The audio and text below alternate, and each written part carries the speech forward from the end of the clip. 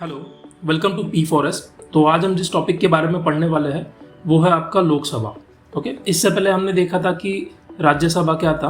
Okay, तो लोकसभा को हम समझेंगे कि यहाँ के मेंबर किस तरीके से चुनकर आते हैं, इसकी वैल्यू क्या होती है, इसके पास में पावर्स क्या क्या होते हैं। तो उससे पहले हम थोड़ा समझ लेते हैं कि लोकसभा का बैकग्राउंड क्या था। ओके, जब इंडिया को फ्रीडम मिला 1947 में, उसके बाद में जब हम आज़ाद हुए तो हमारा फर्स्ट जो इलेक्शन कंडक्ट हुआ था इंडिपेंडेंट इंडिया का, वो था 1952 में। ये क्वेश्चन पूछा गया कि इंडिपेंडेंट इंडिया जो था, फ्री इंडिया, उसका पहला इलेक्शन कब हुआ था। तो वो हुआ था आपका 17 अप्रैल 1952 को। वो लोकसभा जो उस टाइम पे बनाई गई थी वो चली थी आपकी 5 साल के लिए। 5 साल का उसका टेन्योर था पूरा। ठीक है, उसके बाद में वो खत्म कब हुआ था, ये सवाल भी पूछा गया है, तो ये भी आपको याद रखना है। 4 अप्रैल 1957 में। तो ये याद रखना कि अप्रैल मंथ था। 17 को पहली बार हुआ था। और यहाँ पर वो खत्म हुई थी 4 अप्रैल को। 5 साल का उसका टेन्योर था, ये तो याद ही रहेगा। और उस टाइम पे जब हमारा इलेक्शन हुआ था तो टोटल नंबर ऑफ सीट्स जो थी वो थी 489 सीट्स।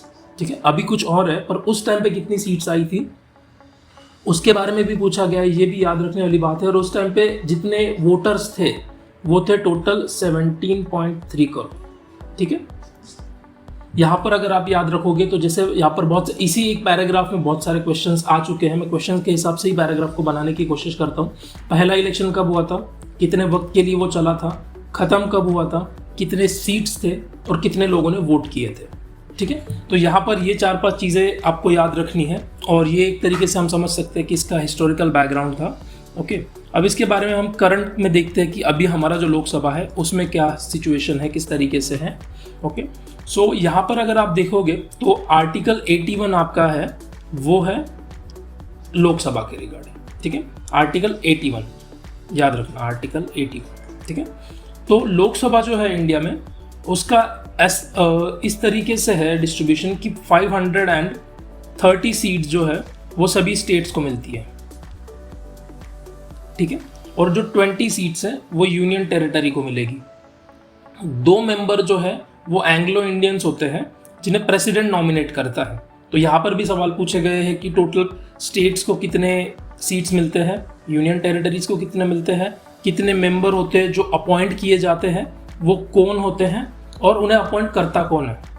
ठीक है, तो यहाँ से अगर हम टोटल देखें तो हमारे इंडिया की लोकसभा में मैक्सिमम नंबर ऑफ सीट्स जो जा सकते हैं वो कितने हैं, 530 आपके स्टेट्स के हो गए, 20 आपके यूनियन टेरिटरीज के हो गए और 2 आपके हो गए नॉमिनेट। तो अगर इनका टोटल देखोगे तो 552 सीट्स लोकसभा में मैक्सिमम हो सकते हैं। ठीक है, ये मैक्सिमम नंबर है लोकसभा में हमारी सीट्स का। तो यहाँ पर हमने यहाँ तक सीख लिया। अब आगे देखते हैं। अब यहाँ से हम देखेंगे कि आपका एलिजिबिलिटी क्या होता है। अगर किसी को अगर लोकसभा का मेंबर बनना चाहता है कोई इंसान, तो उसके लिए उसकी एलिजिबिलिटीज क्या क्या होती है। ठीक है, तो सबसे पहला पॉइंट है यहाँ पर कि वो एक इंडियन सिटीजन होना चाहिए और मिनिमम एज का क्राइटेरिया जो है वो 25 एज प्लस होना चाहिए। मतलब वोट करने के लिए एज जो है वो 18 है, पर अगर आप मेंबर बनना चाहते हो तो उसके लिए आपको 25 ईयर्स की एज तक जाना होगा।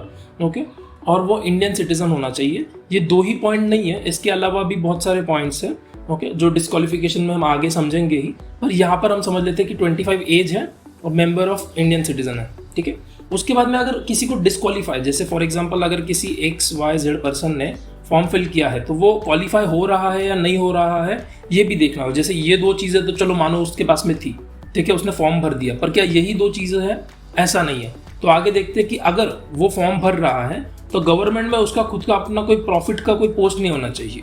ठीक है, मतलब ऐसा नहीं होना चाहिए कि अगर वो लोकसभा से चुनकर आएगा तो उसे डायरेक्टली प्रॉफिट होगा किसी भी तरीके का गवर्नमेंट पे।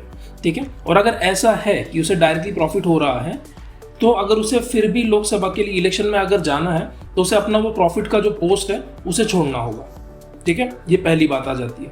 सेकेंड बात है कि अगर वो दिमाग से अनस्टेबल है, ठीक है, अगर वो मेंटली चैलेंज्ड है, तो वैसे सिचुएशन में भी वो मेंबर ऑफ लोकसभा नहीं बन सकता है। उसके अलावा अगर उसी ने किसी से कर्जा लेकर रखा हुआ है, बैंक से ले लिया है या गवर्नमेंट से ले लिया है या कहीं से भी, और वो उस कर्जे को चुका नहीं पा रहा है, अगर वो बैंकरप्ट हो चुका है, ठीक है। तो ऐसी सिचुएशन में भी वो लोकसभा का इलेक्शन नहीं लड़ा सकता। उसके बाद एक और पॉइंट है कि यहाँ पर अगर उसने किसी और कंट्री का सिटीजनशिप एक्वायर किया होगा तो अब यहाँ पर अगर उसके पास इंडियन सिटीजनशिप है और अगर उसने किसी और कंट्री का सिटीजनशिप एक्वायर किया है, ले लिया है, ठीक है, तो क्या वो इलिजिबल होना चाहिए या नहीं होना चाहिए?